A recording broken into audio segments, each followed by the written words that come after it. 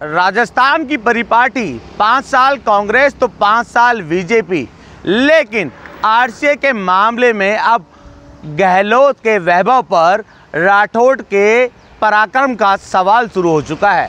जी हाँ, जैसे ही वैभव गहलोत ने इस्तीफ़ा दिया, वैभव गहलोत के इस्तीफे से पहले ही राजेंद्र राठौड़ जो कि बीजेपी के नेता है, उनके बेटे पराक्रम सिंह राठौड़ का नाम चर्चाओं में शुरू हो चुका था।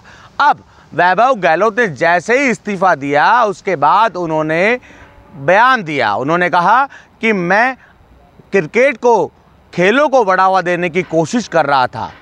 एमओयू को आगे बढ़ाने को लेकर मैंने पत्र भी लिखा, लेकिन पत्र का जवाब नहीं मिला। अब पत्र का जवाब तो नहीं मिला, लेकिन वैभव गहलोत ने इस्तीफ़ा दे दिया। अब आरसीए का अध्यक्ष का नाम कौन होगा?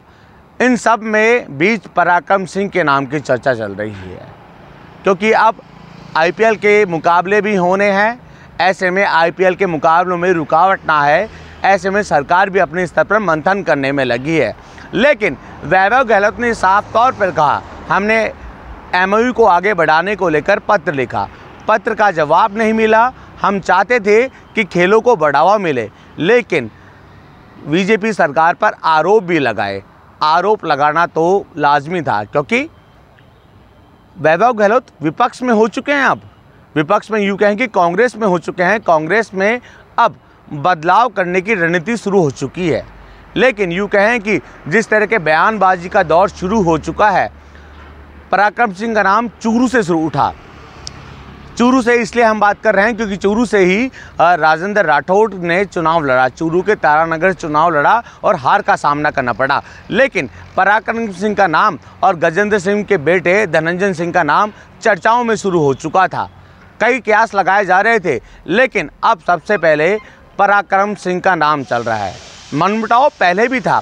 मनमुटाव की स्थिति को देखते हुए कई तरह के कयास लगाए जा रहे थे कि आखिर क्या होगा, आरसीए का नया अध्यक्ष कौन होगा। लेकिन यूँ माने कि अब अंतिम मोहर लग चुकी है या फिर लग जाएगी पराक्रम सिंह के नाम पर। पराक्रम सिंह वो चेहरा है जो कि लगातार अपने पिता राजेंद्र राठौड़ के साथ पार्टी कार्यालयों में सक्रिय रहे हैं। चूरू विधानसभा सीट से भी सक्रिय रहे थे। अब आरसीए का नया अध्यक्ष कौन होगा?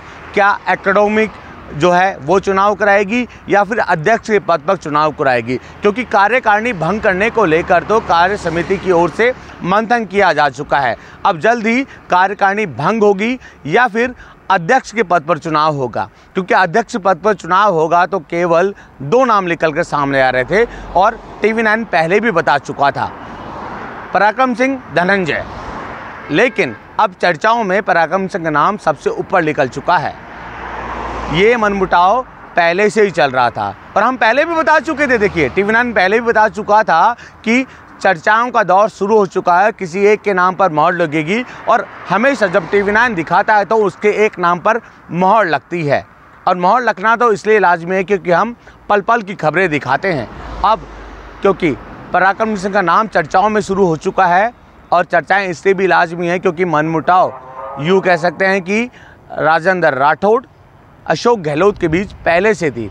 इससे पहले भी ये मैं आपको बता दूं, वैभव गहलोत जब आरसीए के अध्यक्ष बने थे उस वक्त रामेश्वर डूडी की ओर से मनमुटाव शुरू हुआ था। बहरहाल देखने वाली बात ये होगी कि कौन किसके नाम पर मोहर लगेगी, लेकिन ये कह सकते हैं कि पराक्रम सिंह के नाम पर मोहर लगनी लाजमी है। बसंत पांडे, TV9 जयपुर।